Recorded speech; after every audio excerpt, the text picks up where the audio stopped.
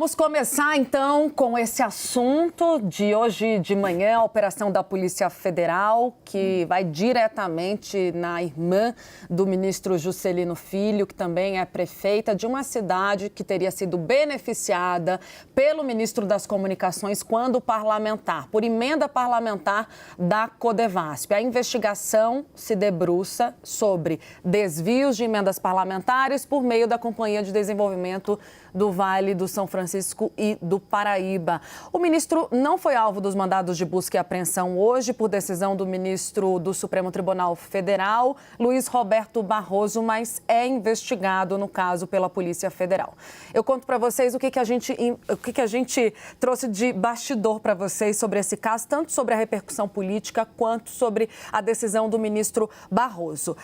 Eu digo para vocês logo de saída que lá no Palácio do Planalto a situação do Juscelino, neste momento, acende o alerta amarelo. Está em atenção o Palácio do Planalto com a repercussão desse caso. Por quê? Porque já outras situações complicam a vida de Juscelino Filho. Vale lembrar que o Estado de São Paulo fez uma sequência de investigações jornalísticas que apontam que Juscelino Filho, por exemplo, não só essa tratativa das emendas parlamentares para benefício próprio, porque beneficia a reportagem dá conta de uma estrada em frente à fazenda do ministro, Então, benefício próprio em reduto eleitoral, no caso, na cidade onde a irmã dele é prefeita. Além disso, o Estado de São Paulo também trouxe informação sobre o uso de avião da FAB para participar de leilão de cavalos, salvo engano, em São Paulo. Tem também uma outra reportagem que diz que mesmo sem um cargo no governo, o sogro do Juscelino Filho utiliza o aparato do seu gabinete ministerial para tratativas.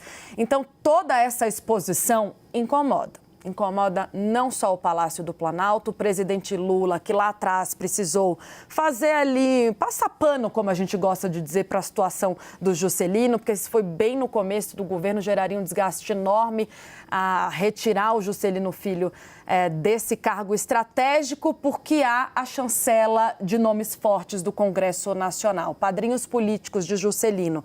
Elmar Nascimento, que é o líder do União Brasil, Arthur Lira, presidente da Câmara dos Deputados, e Davi Alcolumbre, senador da República. Lembrando que Elmar Nascimento e Davi Alcolumbre pretendem se lançar candidatos futuramente, é claro, na próxima legislatura, respectivamente à Câmara e ao Senado. O que eu tenho de informação neste momento, setores do PT pretendem aumentar a temperatura e fazer pressão sobre o presidente da República para a saída de Juscelino Filho. Há uma ciranda ministerial a caminho. Vou pedir para abrir aqui a câmera para eu conversar com o Gustavo Uribe, com as mudanças, com a chegada do Centrão. E é claro, há vários outros interlocutores do Centrão que querem cargo, querem ministério. Então, há fogo amigo também. A informação que eu tenho de momento é que já foi avisado ao Palácio do Planalto que os padrinhos políticos de Juscelino Filho, desta vez, não vão se comprometer, não vão atuar pela defesa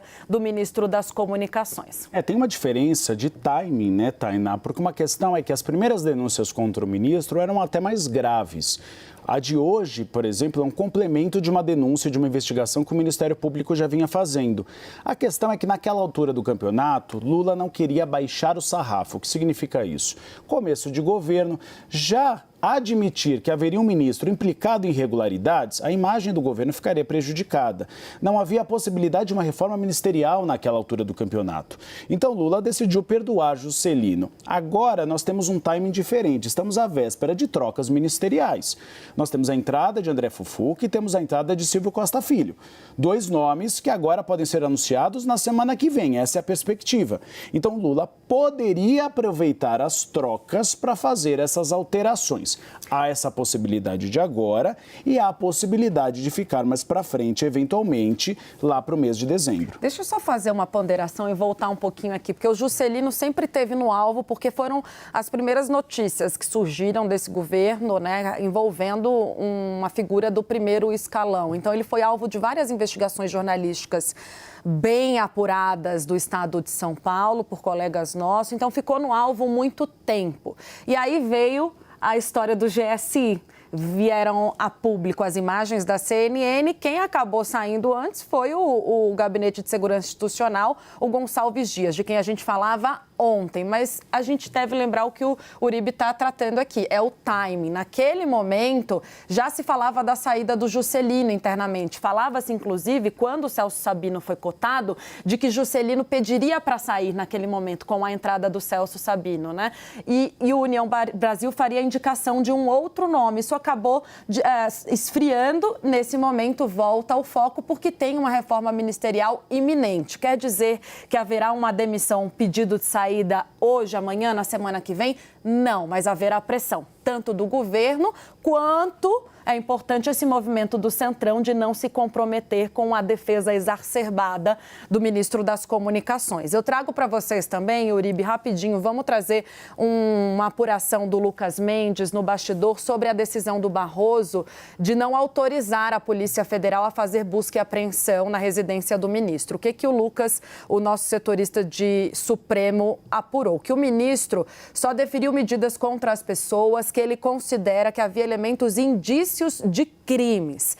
Havia pedido da PF para entrar no apartamento funcional do Juscelino Filho para pegar equipamentos, mas, na visão do ministro, a justificativa da PF não apresentava muitos elementos que sustentassem essa ação. O envolvimento do ministro, de acordo com o andamento das investigações, é somente pela apresentação de emendas, o que não é considerado crime. Por essa razão, foi negado o pedido de busca e apreensão contra o ministro Juscelino Filho, da Polícia Federal, por falta de elementos, resumidamente. Agora segue a investigação, inclusive o que for apreendido pode levar a outras ações da Polícia Federal, e aí sim, é claro, o caso não acaba aqui. Na verdade, ele está sendo investigado ainda pela Polícia Federal por isso, e a partir do que for apreendido com os outros personagens, isso pode respingar novamente no ministro. E aqui no Bastidores CNN a gente faz o bom jornalismo, então a gente sempre ouve o outro lado. Em nota, a defesa do ministro afirmou que toda a atuação de Juscelino Filho como parlamentar e ministro tem sido pautada pelo interesse público e atendimento da população. Os advogados destacam que Juscelino não foi alvo de buscas e que o inquérito servirá para esclarecer os fatos e demonstrar que não houve irregularidades. A defesa afirma ainda que emendas parlamentares são instrumentos legítimos e democráticos do Congresso Nacional. E Juscelino Filho segue à disposição para prestar esclarecimentos às autoridades. E aqui na Câmara Aberta, eu só queria fazer um comentário em relação também ao padrinho político. Você comentou mais ou menos, mas é importante a gente ressaltar. Juscelino Filho entra no governo com um padrinho político muito poderoso, que é Arthur Lira, o presidente da Câmara dos Deputados. Era o único indicado. Arthur Lira queria o Ministério da Saúde. Lula disse lá na transição, pera lá, saúde não vai rolar, porque eu tenho o nome de Nízia Trindade, eu quero fazer um contraponto a Jair Bolsonaro e colocar o nome técnico. Pois bem, agora, Lira tem um aliado já no governo, Celso Sabino no turismo. Tem a possibilidade de André Fufuca entrar nessa nova pasta, que a gente vai trazer detalhes depois, esporte com micro e pequenas empresas. Então, Lira ficaria com 2 afiliados políticos no governo e não precisaria mais de Juscelino Filho. Por isso que o humor em relação à permanência dele mudou muito, ou seja, às vésperas de uma mudança ministerial, que poderia levá-lo a uma troca e sem, principalmente, o amparo de seu principal padrinho político.